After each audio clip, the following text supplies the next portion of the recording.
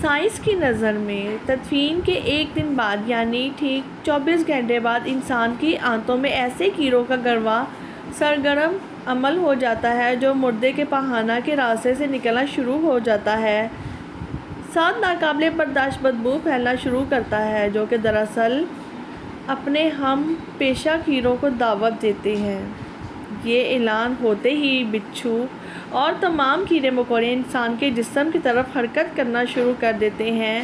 اور انسان کا گوشت کھانا شروع کر دیتے ہیں۔ تدفین کے 3 دن بعد سب سے پہلے ناک کی حالت تبدیل ہونا شروع ہو جاتی ہے، 6 دن بعد ناخن گرنا شروع ہو جاتے ہیں، 9 دن کے بعد بال گرنا شروع ہو جاتے ہیں، انسان کے جسم پر کوئی بال نہیں رہتا اور پیٹ پھولنا شروع ہو جاتا ہے، 17 دن بعد بھی پیٹ پھٹ جاتا ہے اور دیگر اعضاء باہر آنا شروع ہو جاتے ہیں، 60 دن کے بعد مردے کے جسم سے سارا گوشت ختم ہو جاتا ہے،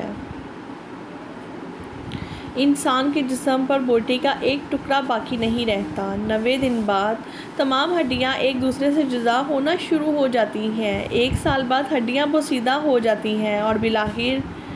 جس انسان کو دفنایا جاتا ہے اس کا وجود ختم ہو جاتا ہے۔ تو میرے دوستو، غرور، تکبر، حرص، لالچ، گھمنڈ، دشمنی، حسد، بغض، جلن، عزت، وقار، نام، عہدہ، بادشاہی، یہ سب کہا جاتا ہے، سب کچھ خاک میں مل جاتا ہے۔ انسان کی حیثیت ہی کیا ہے؟ مٹی سے بنا ہے، مٹی میں دفن ہو کر مٹی ہو جاتا ہے۔ 5 یا 6 فٹ کا انسان قبر میں جا کر بے نام و نشاں ہو جاتا ہے۔ دنیا میں اکڑ اکڑ کر چلنے والا، اپنے آپ کو طاقتور سمجھنے والا، دوسروں کو حقیر سمجھنے والا، دنیا پر حکومت کرنے والا، قبر میں آتے ہی اس کی حیثیت صرف مٹی رہ جاتی ہے۔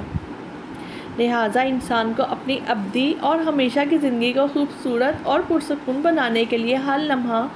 فکر کرنی چاہیے، اللہ کو یاد کرنا چاہیے، ہر نیک عمل اور عبادت میں اخلاص پیدا کرنا چاہیے اور خاتمہ بالخیر کی دعا کرنی چاہیے۔ اللہ تعالیٰ مجھے اور آپ سب کو عمل کی توفیق عطا فرمائے، آمین ثم آمین، آمین یا رب العالمین۔